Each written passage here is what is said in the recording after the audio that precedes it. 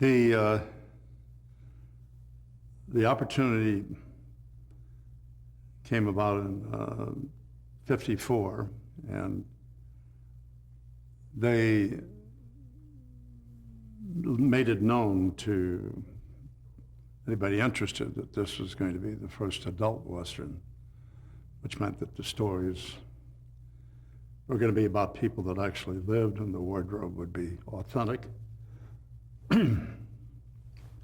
And I was one of about 20 people, I guess, that was up for the role. The gentleman that was the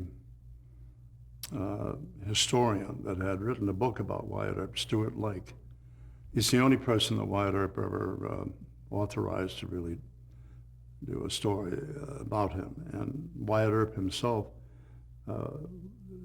lived here in Los Angeles at the end of his life and died on 13th Street in 1929. Anyway, I think that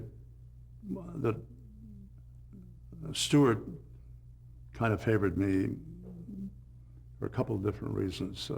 He, I think, felt that there was a certain physical likeness in structure and height and gauntness, or whatever you want to call it at that time. But I think also the fact that he was a Marine and I was a Marine had something to do with it. And because we later talked about it, he said, you know, there was a lot of Marine Corps in Wyatt Earp, the actual guy. The way he did things and thought, and the way that he worked as a team with people. And one way or the other, there were quite a few very big names that were up for the role.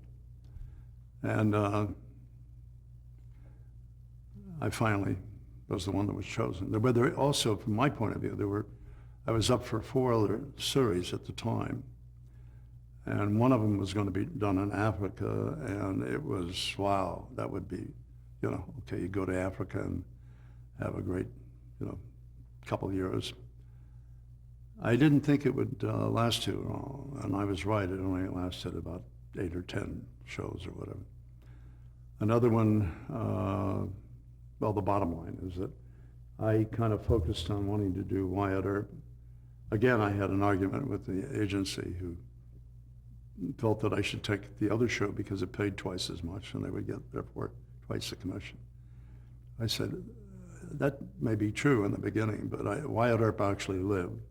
There's a tremendous story about that man and the people that he knew and the development of the West and the whole economics of the West and the western part of the United States. And I think it's going to have legs, and I was right. And therefore, in the beginning, I get paid less, sure, than if I'd have done the other show. But the other show only lasted 2 years, or lasted, you know, 6. And it also led to so many other things, so it was a wise choice.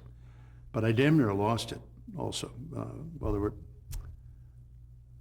they sent me to Western Costume to, you know, take a look at the, you know, with the wardrobe. And some of it they had picked out was okay, but a lot of it wasn't. This is a true life picture of what the West was like, and therefore, if anybody should be wearing authentic clothes, it should be Wyatt. Back in those days, there weren't any uniforms for peace officers. The city cop or in this case, the marshal, they wore what the guy that owned the hardware store or the mayor.